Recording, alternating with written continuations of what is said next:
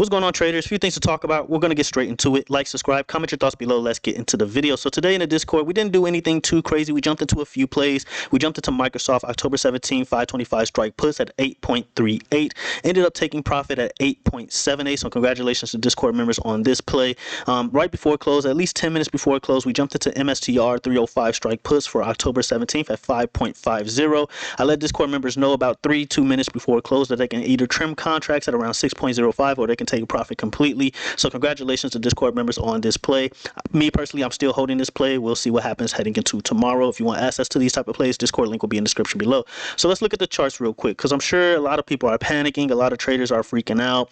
The crash is here, the correction's here, whatever the case may be. And I will say, I don't think we're quite there yet. Now, do I believe we're in the process of a dip? Yes. But are we looking at a crash, which I'm pretty sure you're going to see all over social media, YouTube, whatever the case may be, just simply based off what happened today? I still don't think we're there just yet. Now, if you're new to the channel, the reason why I don't think we're there yet is when we're looking at the weekly time frame for the ES, NQ, SMH, SOXX, basically the names that move the overall market. As you guys can see, when we're looking at the weekly time frame, we got a lot of space towards the upside, right? And what do I tell you guys? Anytime you roll back into a pattern, chances are you're going to continue in that direction. So if we are looking at a continuation towards the upside, excluding the dip that we're currently seeing, then we're looking at a move all the way to the top of this channel here. So if we zoom out, we see multiple rejections here. We got a rejection here, multiple rejections here. And so I do imagine the market is going to continue towards the upside and head as high as about, at minimum, 7,200, which is the price upgrade for the S&P 500. Max we're looking at is maybe even 7,500. That's what we're looking at for the ES. So I don't believe we're anywhere near a crash. I can show you this across the board. We're looking at the NQ weekly time frame. You see the same exact thing, not the same pattern, but overall the same concept. And again, you zoom out on the weekly time frame, and as you guys can see, we got a lot of space towards the upside. So I'm looking at about 30K when it comes to the NASDAQ, more or less 30K, 30,500, somewhere around there, before we even talk about a potential crash. For now, I do expect dips to happen along the way. I do expect corrections to happen along the way, but crashes, I'm not looking at that, right? And there's a huge difference between a crash and a correction, just so we're clear here. Now, as far as today, right, if we're looking at the NASDAQ here, let's go to the daily time frame and let's look at where we are. So when we're looking at the daily time frame on the NASDAQ, one thing we want to pay attention to is how far we are from the 21 MA. One thing I told you guys is that anytime we get too far away from the 21 MA, at some point in time, we will need to retest that. And I imagine if this dip is legit, if we're looking at more downside heading into tomorrow is FOMC minutes, it's very much possible that we're just simply looking at a retest of the 21 MA at around 24,600, 24,500 more or less. And then we recover back towards the upside and we start heading towards maybe 25,800, 25,500 minimum. So I'm not looking at a correction or anything too crazy just yet. Can that change? Absolutely. Can I be wrong? Absolutely. But for now, I'm simply looking at a retest at 21 MA. As you guys can see, every time we retested it, yes, we got a little bit below it, but ultimately we ended up bouncing back towards the upside, and you see it across the board here. So that's what I'm looking at for the NASDAQ. When it comes to the ES, I would say the ES, or I would argue the ES looks a little bit better here. What you want to see with the ES is simply hold 6750. As long as the ES holds 6750, I don't see a reason to go full-blown bearish just yet. And maybe that happens tomorrow. Maybe we get gap towards the downside. But for now, we're holding this key level of 6750. If we manage to give up 6750, then I imagine we're heading towards the 21 MA at around 6700. Lowest we're looking at is 6680. As you guys can see, we look at the past. Every time we hit the 21 MA, yes, we got a little bit below it, but ultimately we ended up recovering on the daily time frame. So that's what I imagine can happen, maybe heading into the rest of this week. But for now, am I full-blown bearish? Do I expect, the market to just head into the abyss or anything like that? No, I'm not looking at that just yet. I still think we're going to grind towards the upside even with this dip. All right, now can that change? Again, yes, it can, right? So when we're looking at Bitcoin, so someone asked me about Bitcoin, right? They said, why am I doing MSTR puts, which ended up being profitable, but why am I doing MSTR puts if I'm bullish on Bitcoin? So one thing we have to understand is when someone says they're bullish, it's just a general statement, right? Overall, I'm bullish on crypto, right? For the fourth quarter, I do believe crypto is going to see crazy highs. And I mean, I've been bullish on Bitcoin since like low 100Ks, if not lower than that. And I've been yelling to the moon or screaming to you guys that I think Bitcoin is going to see new highs, right? And we saw those new highs. We headed as high as what, 126k, 127k, a little bit off from my target of 130k for the short term, but intermediate to long term, I still think Bitcoin is going to see 150k. That hasn't changed. Now, one thing I did say in one of my videos is that I believe Bitcoin is going to retest 118k. Right, and so far it's looking like we're heading there. We got this bearish engulfing candle. We're below these guys here at around what, 24,500.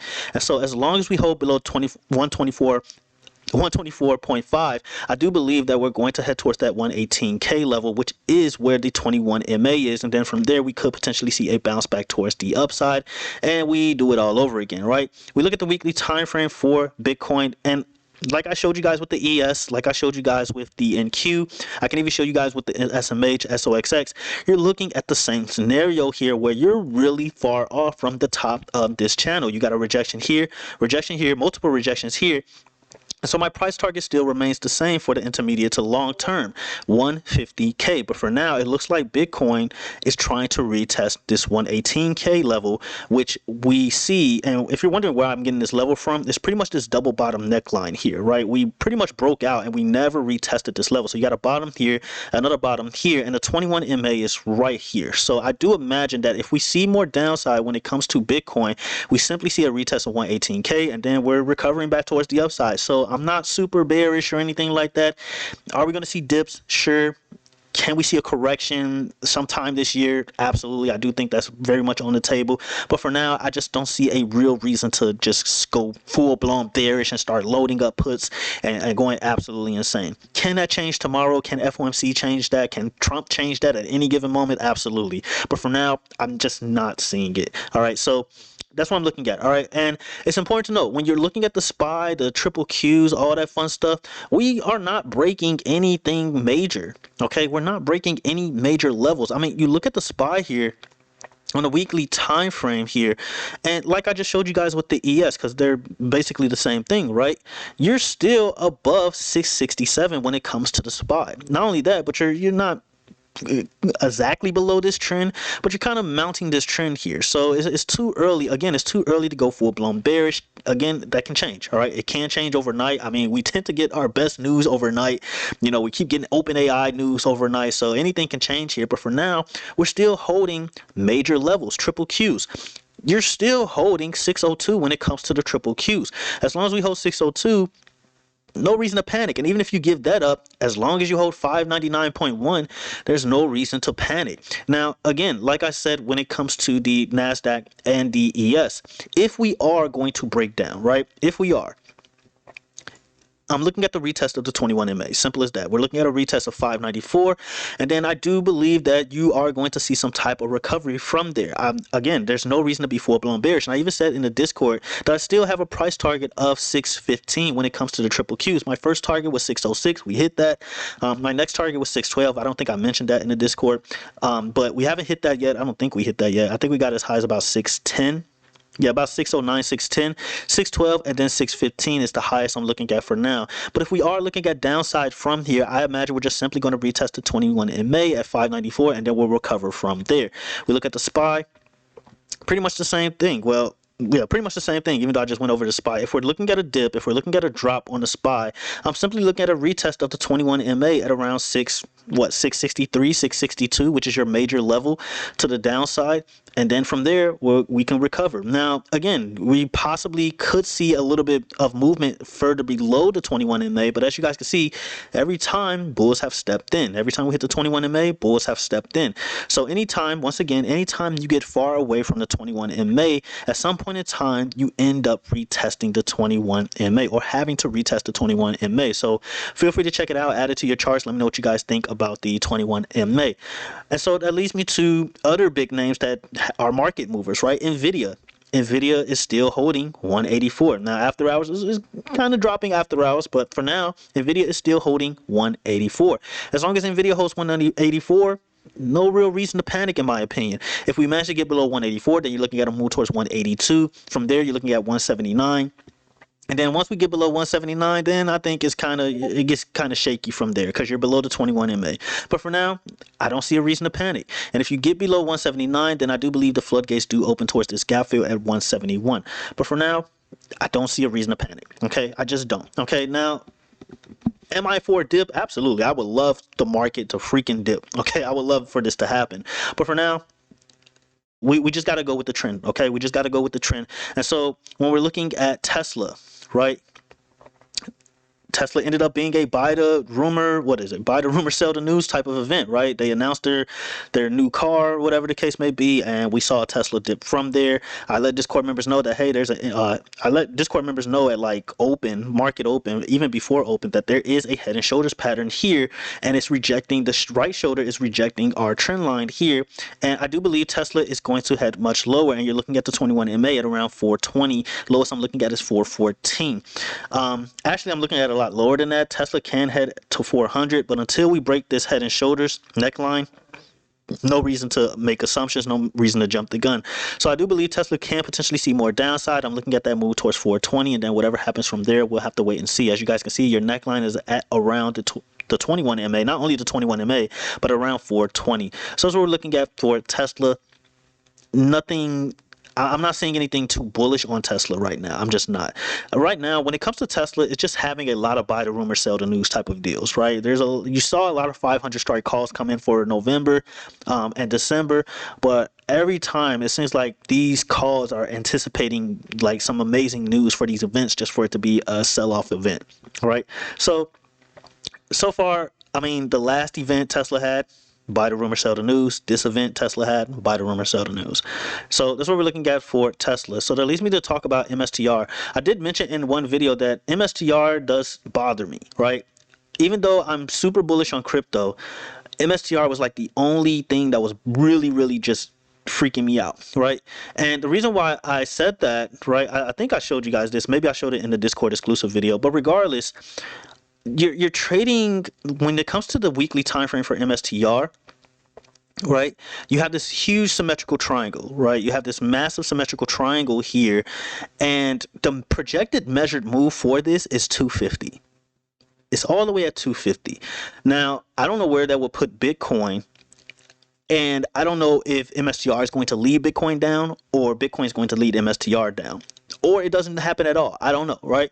But if we are talking about a move here, right, if you look at the daily time frame here, when it comes to MSTR, I mean, you pretty much bull trapped here, right? You basically trapped the bulls here. So you broke back into this pattern here, and luckily I didn't even fall for this, right? I thought it was it was something that stopped me from doing something or trading this, right? I can't remember what, but right here you just ended up forming an evening star pattern, right? You got your bullish candle here, you got your star here, and then you have this massive bearish engulfing candle here, right? And I mean, bears are just extremely present in this candle here, right? So I do imagine that if MSTR is going to head lower, you're looking at a move towards 309 or 309, 310 more or less. But if we're talking about the projected move for this massive symmetrical triangle, you're looking at a move towards 250, guys. All right. Now, when that happens, I don't know if it happens. I can't say for sure. And where that puts Bitcoin, I really can't say for sure, right? I would imagine that will put Bitcoin way below 118K. And then if that does happen, then we have to, pretty much adapt to Bitcoin. We have to adapt to the market, and we have to change our thesis on crypto being bullish, at least for the short term, right? But for now, as long as you're looking at Bitcoin, if Bitcoin is going to be the leading indicator for MSTR, Coinbase, all that fun stuff, I would say 118K is the level you need to look out for, and that's it. All right, and then from there, I do imagine we're going to bounce from there. All right, so that's what I'm looking at for MSTR and Bitcoin. But for now, MSTR, I mean, retested the symmetrical triangle, tried to break into it, bulls ended up failing. You broke below it, you broke below the 21 MA, you broke below the 100 MA. Worst case scenario, if let's say I'm staying into my play or I'm still in profit on my play heading into tomorrow morning, worst case scenario here is that you simply retest 347 when it comes to MSTR. All right. And then even then, if you're not back within this symmetrical triangle here, still going to be bearish on it. All right, still going to be bearish on it. So right here, this blue line right here is what I'm looking at. Simply retest that, and then you're heading much lower from there. All right. Am I guaranteeing that's going to happen? No, I'm just simply giving you guys the worst case scenario here. All right, when it comes to MSTR.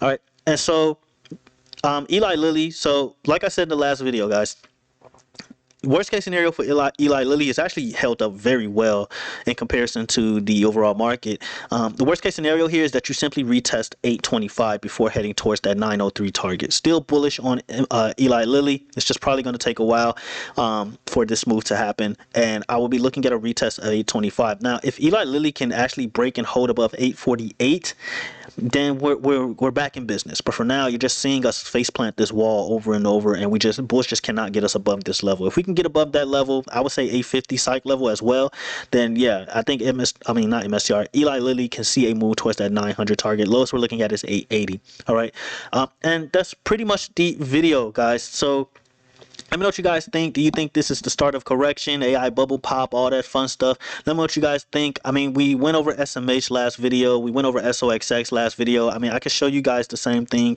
like I showed you guys on Bitcoin, NASDAQ, ES, all that fun stuff. Again, I don't believe we're anywhere near a crash. Keyword crash. All right. I still think we have a lot more space. But if we're talking about a retest towards the downside, I'm looking at the 21 MAs across the board. Maybe 320 for SMH, and then wherever the 21 MA is for SOXX. So that's the video, guys. Let me know what you guys think in the comments below. And until the next video, traders, have a good one.